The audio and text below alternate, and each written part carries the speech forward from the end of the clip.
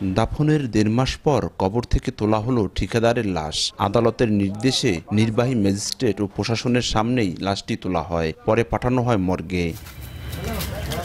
গত ৩১ জুলাই মাদারীপুর শহরের শিক্ষা প্রকৌশল অধিদপ্তরের একটি নির্মাণাধীন ভবনে শ্রমিকদের পাওনা পরিশোধ করতে যান ঠিকাদার সৈয়দ তুহিন হাসান। কাজ শেষে ফেরার সময় রাত ১০টার দিকে ভবন থেকে পড়ে তার মৃত্যু হয় বলে স্বজনদের জানানো হয়। বিষয়টি স্বাভাবিক মনে করে নিহতের লাশ দাফন করে পরিবার।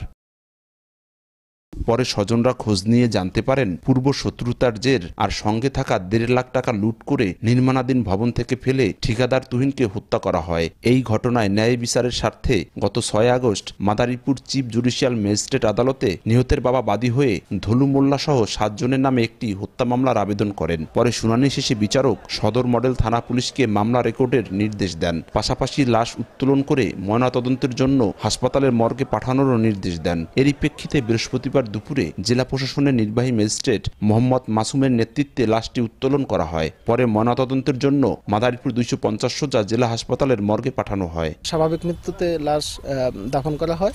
পরবর্তীতে ওনারা আদালতে যে অভিযোগ দিয়েছেন বা মামলা করেছেন, সেখানে তারা অভিযোগ করেছেন না এটি পরিকল্পিত হত্যাকাণ্ড। সদর হাসপাতালের মর্গে লাশটি প্রেরণ করেছি। এর পরবর্তীতে আদালতের নির্দেশনা পেলে এটি হয়তো অন্য হাসপাতালের মর্গে ফরেন্সিকের জন্য পাঠানো হবে। এই ঘটনার সুষ্ঠু তদন্ত করে দোষীদের বিচার দাবি করেছেন স্বজন ও এলাকাবাসী। হত্যাকারীরা খুব পরিকল্পিতভাবে আমার যে ওইখানে যে গার্ড ছিল, সিকিউরিটি গার্ড, ওনাকে তারা হয়তো বা প্রেশার ক্রিয়েট করছে। পরবর্তীতে সে স্বীকার করে ফেলছে যে হত্যাকাণ্ড যে ঘটছে এই কথাটা পুরোটা স্বীকার করে ফেলছে যে এইভাবে এই লোক দ্বারা এই হত্যাকাণ্ড হয়েছে।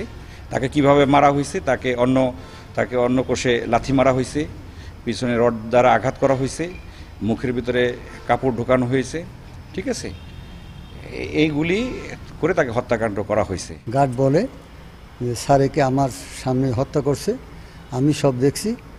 তখন আমরা আদালতে কেস করি এবং কেস চলমান আছে, 7 জন আসামি আছে এবং আমাদের দাবি হলো আমার ছেলেকে যারা হত্যা করছে তার শাস্তি কামনা করি। নিহত সৈয়দ তুহিন হাসান ডাসার উপজেলার বীর মুক্তিযোদ্ধা সৈয়দ আবুল হোসেনের বড় ছেলে। শহরের কুকরাইল এলাকায়ও তার পরিবারের বাড়ি রয়েছে।